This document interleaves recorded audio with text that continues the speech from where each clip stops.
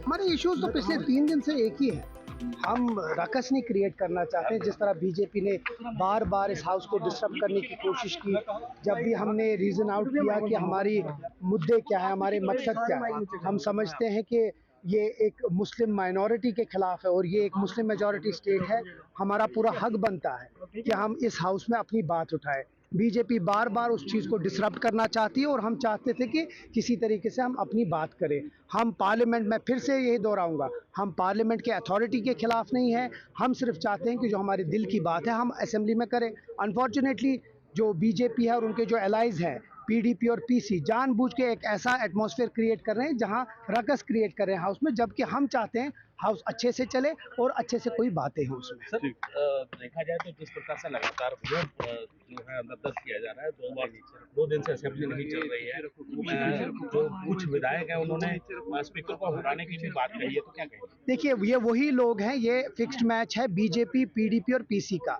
जो चीज़ बीजेपी नहीं कर सकती है वो पीसी और पीडीपी से करवाती है, जो पीसी पीडीपी नहीं करवाती है वो बीजेपी से करवाती है। इनका फिक्स मैच है।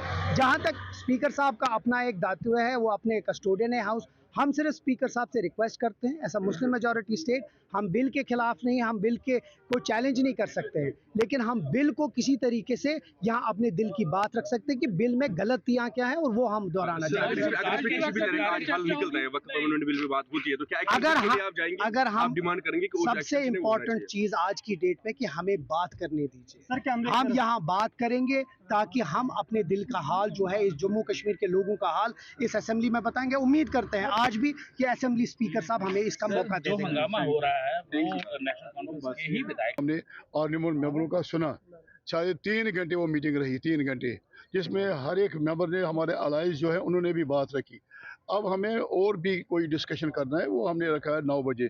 सारे मेंबर आ रहे हैं, इसके बाद जब मीटिंग ख़त्म होगी फिर हमको बताएंगे कि हमारा आगे की जैसे रणनीति क्या होगी, राय अमल क्या होगा। तो क्या ये वक्त के जो इशू चल रहे हैं चलिए, हमारे जनरल इशू हैं और भी इशू हैं, ये हमारी मेन इशू तो नहीं ज्वाइंटली चल रहा है। सारे बहुत सारे इशू हमारे मेंबरों ने हमारे नोट्स में लाए, तो उनको कैसे हम हैंडल करेंगे उस पर हम बातचीत करेंगे। लेकिन हाउस तो 2 दिन से नहीं चल रहा है, आज एक्सपेक्टेड है कि चलता नहीं है।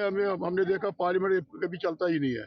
जब डेडलॉक होता है फिर चलता ही नहीं है, फिर ये तो एडजोर्न भी होता है, फिर सैटरडे भी होता है, लेकिन ये चलते हैं। ये नहीं है हर जगह, ये हर असेंबली में या पार्लियामेंट में। हमने पीछे देखे इसमें तो चला, पार्लियामेंट चला ही नहीं, वो किसी मुद्दे पे अटक गया।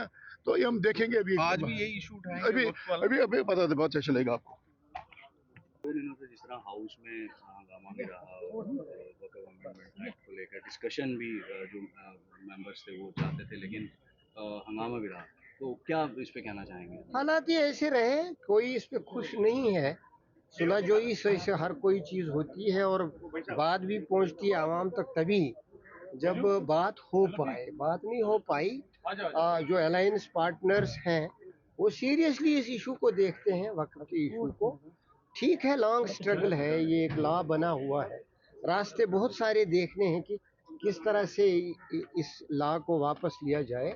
मैंने जैसे कहा लॉन्ग स्ट्रगल है, लेकिन आज जो है 2 दिन से जो चल रहा है इस चीज़ को रिजॉल्व करने के लिए हमने अपील की है ऑनरेबल चीफ मिनिस्टर से। वो बिजी थे, हमने भी, कांग्रेस ने भी, तारिक अमीन साहब ने भी यही अपील की कि आप ही का अब एक रास्ता बनता है कि टकराव ना रहे, ना विपक्ष से तो ना प्रिजाइडिंग ऑफिसर से, और ना बेइत्मीनानी हो व्यक्तियों में इस बिल के हवाले से। He is leader of the house, वो जब आएंगे उन्हीं की मशावरत से आज अलायंस पार्टनर्स का फैसला